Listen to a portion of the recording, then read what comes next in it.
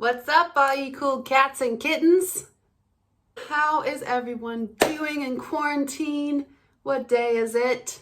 Like 14, 15, 106? I don't know anymore. I hope everybody's staying safe. I hope everybody's staying healthy. I hope everybody's staying sane because that's a very important thing in quarantine. Our good old pal, Alice Cooper. Say hi, Alice. Hi. Yeah, what have you guys been doing in quarantine? I have been trying to do schoolwork, keep myself busy. A couple lectures, I've been putting things online. I've been trying to do that. I've been trying to work on some assignments. It was so beautiful in Manchester for like 5 whole days in a row, which is the only 5 days in a row since I've lived in Manchester that it's been beautiful. Guys, you see how white we are? My body is like vitamin D deficient since moving to England, but that's besides the point. Been trying to keep myself occupied, like the rest of the world. I was entranced in Tiger King. I've officially watched Tiger King twice now. Yeah, I've had that much time on my hands. If you have not watched Tiger King yet, do yourself a favor, get caught up with the world and watch Tiger King because, you deserve to suffer like the rest of us. So the first time I watched it, I was so caught up with the drama. The second time I watched it, I was able to focus more on the animal side of it. And so you guys probably know by now. If not, I will tell you. I'm currently at the University of Salford studying wildlife conservation and zoo biology. And right now I'm actually taking 2 courses that was very interesting to look at that side of Tiger King. I'm taking a zoo animal management course, and I'm also taking an animal welfare course. The practicalities and the science behind those 2 things. So it was really, really interesting to watch Tiger King through the lens of animal welfare and zoo management because Please comment below and tell me what you guys thought of Tiger King. Tell me your guys' theories. Do we think Carol killed her husband? She got really specific with the sardine oil, that's all I'm saying. No, it was really, really interesting to watch because when you're so caught up in the personalities, when you're so caught up in everything, it's really easy to get distracted. But then you go back and you watch it from like an animal welfare side, some of those things were just appalling. And as annoying as I found Carol Baskin, I just don't trust her, and therefore it's really hard to pay attention to anything she says.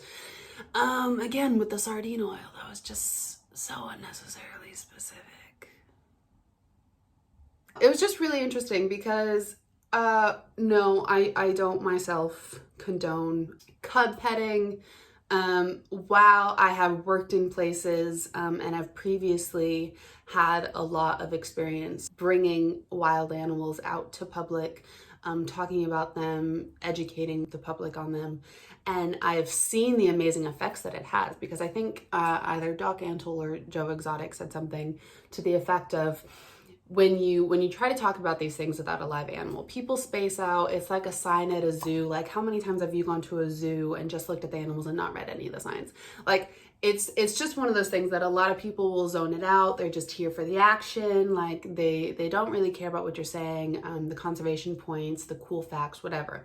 But when there is a live animal in front of you, I have seen the look on people's faces. People are entranced by that. Like, it's such a good education tool. But also, it is really important to consider the welfare of the animal, because honestly, cub petting, at least from what I saw in the docuseries, the brand new, like 2-day-old cubs, hours-old cubs, they are screaming for their mother. They are hungry. They need warmth. They need comfort. They don't need to be passed around from person to person. Like, that's just it. And I don't really condone the breeding of animals just to live their lives in cages. My personal belief is that I really do like zoos. I love the educational like benefit of zoos. I think it's really important for people to see all of these animals up close, but I also think it's very important that like even when I was doing those live shows with animals, all the live animal shows that I did do, I did make a point to not touch the animals. The public wasn't allowed to touch the animals. We did try to keep them as wild as possible. And with these cub petting things, like it is the effects of cub petting do have a like significant benefit to the awareness that some people have, because when you do pet a cub or when you do pet a tiger, like it's in your mind, it's fresh, they're really passionate about it, you're really excited because you just got to pet something, you know, whatever. But has there been any drastic changes into the conservation status of tigers? Has there been any push for conservation breeding programs, not the breeding program seen in the docuseries? Because I saw at least 3 instances of genetic deterioration through inbreeding during that series, and I'm sure that there's more, and I'm sure if you genotyped all the tigers present, however hundreds of tigers, you know, welfare wise it's not good for the animals. They develop stereotypies, you know. The director did do a good job of keeping all the stereotypies out of the series, but that doesn't mean they don't exist. And especially with the tigers, you saw that they just it looked like a farm for tigers pretty much. It was a lot harder to watch the second time around. Don't get me wrong, I still got caught up in the drama, I still got caught up in the characters, like just reality gold. But there were just a few things that were just pretty hard to watch.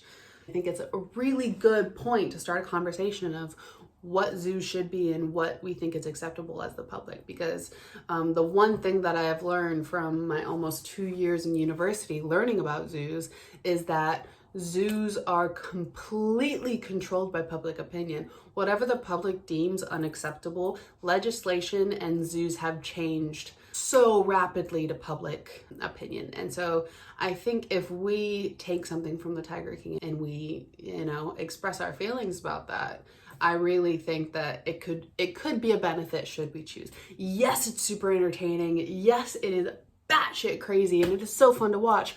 But I also think that if we capitalize on it, I mean, what are we really doing right now? We're just sitting at home. Let's capitalize on it, in addition to making Tiger King memes, because those are important as well. Also, another reason I was so interested in Tiger King was because of the research that I've done on big cats recently, in order to get ready for my dissertation project in Mexico. And y'all, it's been wild. I have learned so much about big cats and I'm so excited. Between Tiger King and between my own research, I've been looking at a lot of papers and looking at the differences between jaguars and pumas. I've been doing some research into ocelots. I've been doing quite a few things to get ready for this dissertation trip. Anyway, I'm sure everyone has their opinion on that. Please leave your opinions below. Let me know what you guys think. Am I completely wrong? Do you guys have any theories? Let me know down below.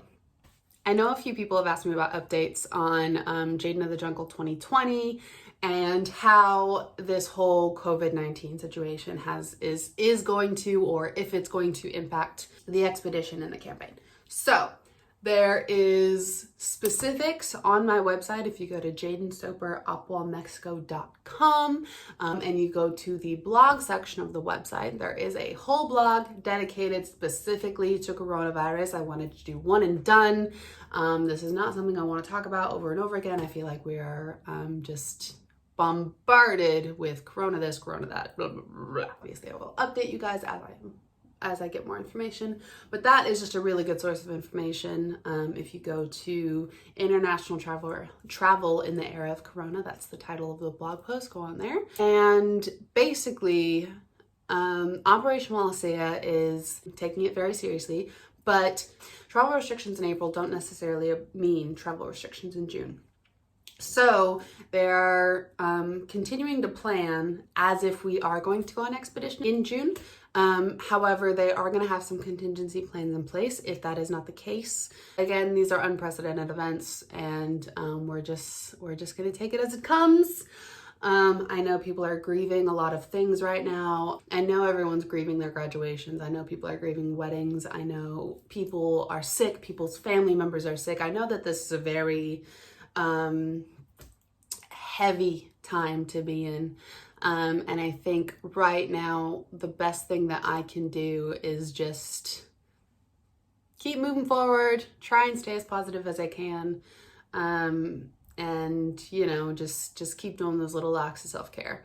So at this moment in time, we are still full steam ahead fundraising. If you guys can share this video, thank you so much for watching.